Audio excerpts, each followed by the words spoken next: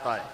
Yazid बिन मुआविया की वजह से हजरत अमीर मुआविया को निशाना बनाया जा सकता है।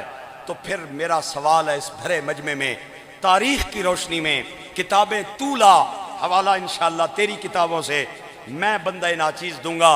शिमर कौन था? ये हजरत अब्बास का करीबी रिश्तेदार था और मौला अली का साला था।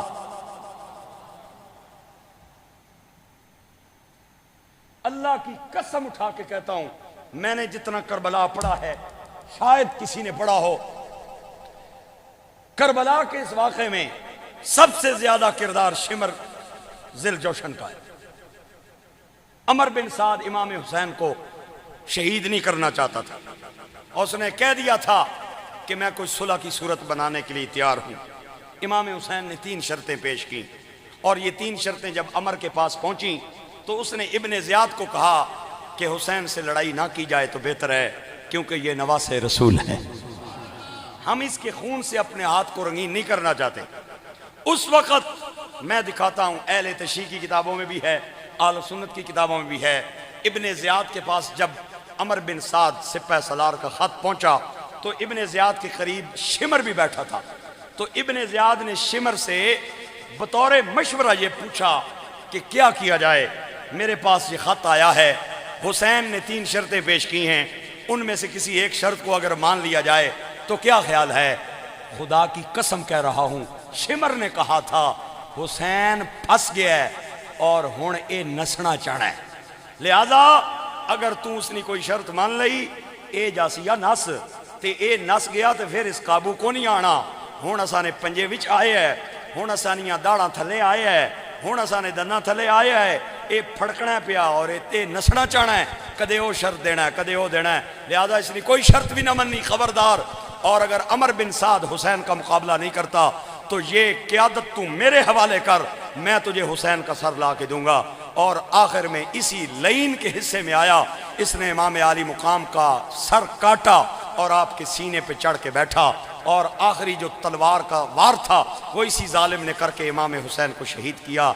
करबला के वाक़े में जिस बंदे का किरदार है ये अली पाक का साला है और हजरत अब्बास का करीबी रिश्तेदार है।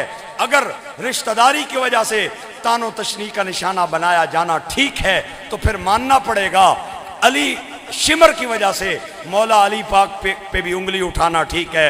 अगर अली पाक पे शिमर की वजह से उंगली उठाना ठीक नहीं है तो फिर मानना पड़ेगा यजीद की वजह से हजरत अमीर मुआविया पे भी उंगली उठाना ठीक नहीं है। समझ आ रही है बात? ये पहली बार आपको पता चला होगा।